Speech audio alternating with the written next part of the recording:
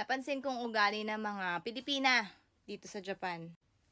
Inggitera, bida-bida, chismosa. Di para napansin ko lang dito yan Sobrang daming mga Pilipina dito yung inggitera talaga. Oo. Tapos, sisiraan ka niyan kapag ka nakatalikod ka. Ang gusto nila, sila lang yung bida. Oo. Totoo to So, ganun ba ako? Siguro? Hindi, pero napansin ko mga sis, mapapansin nyo rin yan, at alam ko napapansin nyo rin yan, na kadalasan, ang nagpapahirap pa sa atin sa trabaho, mga kapwa natin Pilipino. Hindi yung ibang lahi. Halimbawa, may papagawa sa'yo, mas mahirap pa yung papagawa ng kapwa mo Pinoy, kesa doon sa pinagagawa ng kapwa mo Hapon. Mas naaawa pa yung Hapon sa'yo, kesa doon sa kapwa mo Pilipino. Mas na-appreciate ka ng Hapon, kesa doon sa kapwa mo Pilipina. Mas magandang sinasabi ng mga kapwa mo, kapwa mo Japanese. Mas maganda pa yung sinasabi ng mga Japanese na katrabaho mo kaysa doon sa Pilipinang kasama mo. Puno-puno, ay putang ina talaga. Lalo na yung mga veterana, napansin ko lang Hindi ko nila lahat kasi marami akong kilalang veteranang mababait. Pero kadalasan dyan sa mga yan, kupal yan. Totoo to. Sila magpapahirap sa'yo talaga. Oo, sisiraan ka ng todo. Tapos ang ngayabang pa niyan, girl. Oo, kung magsalita yan, kala mo talaga. Kung hindi naman ganyan yung makakilala mo, mapagpanggap. Mapagpanggap na mabait pero hindi naman pala. Mapagpanggap na kaibigan at wala sinasabi sa'yo pero sa back mo, ang daming sinasabi.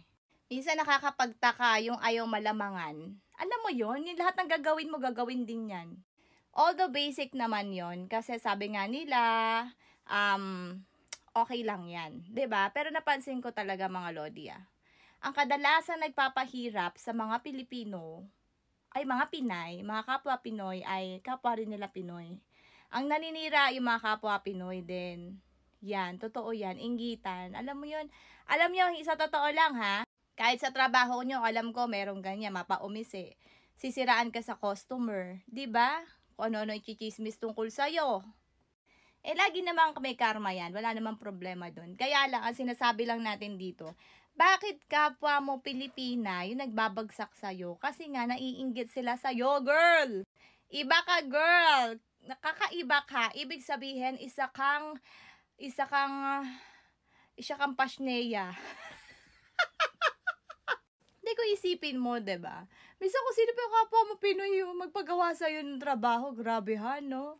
Sa mga lalaki, ganyan din mga siraan, 'di ba? Yung mga ganyan. Yung sisiraan ka kung ano sasabihin sa'yo, tapos pahihirapan ka sa trabaho. Kung ano yung pinakamabigat, yun ang iyo.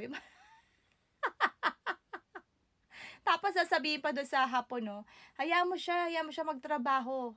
Kasi walang ginagawa yan. Grabe. Tapos kapag nag-effort ka naman sa mga bagay-bagay, sabi, masyadong sobrang effort naman yan. Hindi ba pwedeng simple lang? Yung ganun. Kaya alam niyo, napakaswerte nyo kung may mga kaibigan kayo dito sa Japan na talagang totoo sa inyo kasi kadalasan dyan plastic. Siguro mga 300, sa 300 mong kaibigan, sa 300 mong mga kakilala, ang totoo lang dyan, 2 peraso. Totoo to At minsan kadalasan, sila pa yung hindi masyado nagsasalita. Nagko-comment, tahimik lang sila, pinanonood ka lang nila. May iba naman na nanonood dyan, yung pinanonood ka lang, pero may lihim na galit sa'yo. Yung may lihim na urat sa'yo, pero hindi niya kahit wala ka namang ginawang masama. Alam mo yun?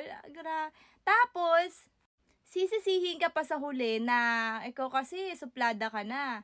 O kaya naman ikaw kasi ganito ginawa mo, 'di ba? Masama ka pa.